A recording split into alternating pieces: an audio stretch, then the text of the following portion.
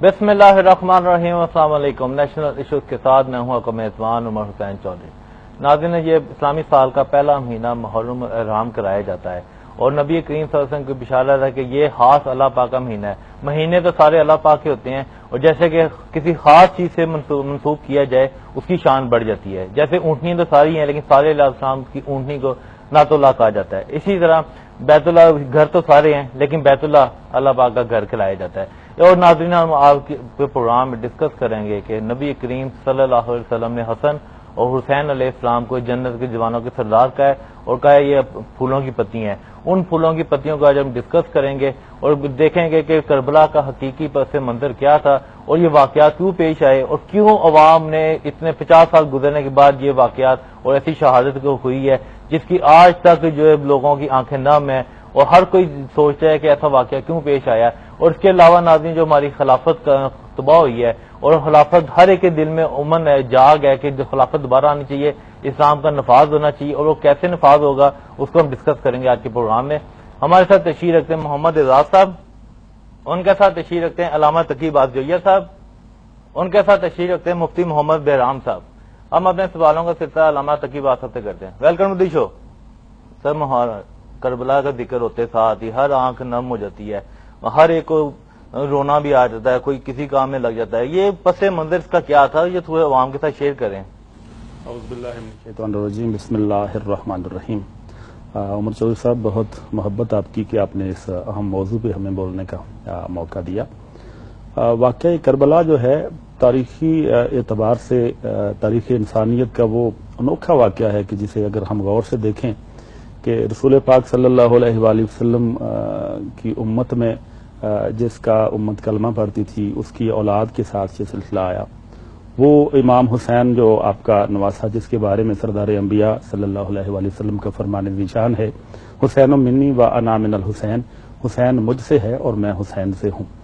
इमाम हुसैन ने जो क़याम किया यजीद के खिलाफ, ये तारीख इस बात की गवाह है कि उस वक्त माहौल ऐसा बन चुका था कि इस्लाम के जो खदोखाल थे उनको खतरात लाहक हो गए थे।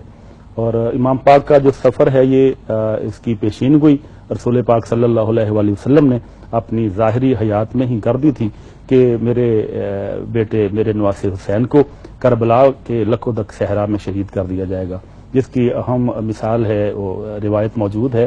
तमाम मकातब फ़िक्र उसकी तायद करते हैं कि हज़रत उम्मे सलमा अलैहिस्सलातु वस्सलाम उनको मिट्टी दी थी आप सल्लल्लाहु अलैहि वसल्लम ने कि जब ये मिट्टी का रंग तब्दील हो जाए, सुर्ख हो जाए, समझ लेना कि मेरा हुसैन लकोदक सहरा में शहीद हो गया। तो आपने जो ये सफर शुरू किया अपने नाना मोहम्मद मुस्तफ़ा सल्लल्लाहु अलैहि वसल्लम की मेहनत, शरीयत मुस्तफ़ा और दीन इलाही की बका के लिए, यूं मैं समझूं कि करबला और मक्का के दरमियान जब सफर था, हज के अयाम थे 8 ज़िलहज को, हज के वारिस हज को नामुकम्मल छोड़ रहे हैं। आखिर क्या वजह थी? जब ये सफर शुरू किया मक्का से करबला का, रास्ते में एक मुसलमान मिला, उसने पूछा, इमाम अली मुकाम, अली के बेटे, आपका ये तवील सफर करने का मकसद क्या है? इमाम अली मुकाम ने एक जुमले में ही फलसफे करबला बयान कर दिया था।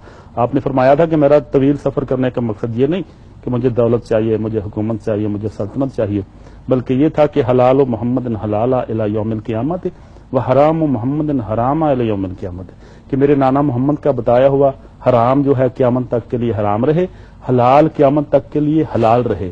इसका मतलब है आपका फरमान ये साबित कर रहा है कि हलाल को हराम में तब्दील किया जा रहा था और हराम को हलाल में तब्दील किया जा रहा था। यूं कहूं कि वक्त इतना है कि शरीयत मुस्तफ़ा के जो अहकामात थे उनको जिंदा रखने के लिए इमाम अलैहिस्सलाम ने यह सफर करबला का शुरू किया। मोहम्मद एजाज साहब, हमने एक और हदीस भी जो पढ़ी है और पूरे हर एक मसले फिक्र में भी ये लिखी है, सही सनद के साथ है कि जब नवासे रसूल पाक सल्लल्लाहु अलैहि वसल्लम उनकी गोद में थे, तब एक ऐसा फरिश्ता जो जमीन और आसमान जब से बने दुनिया में नहीं आता, और सिर्फ चीज की खबर देने आया था कि जिसको आप प्यार करें इसको शहादत होनी है, करबला में होनी है। लेकिन फिर भी क्या ऐसा वजह बनी कि नबी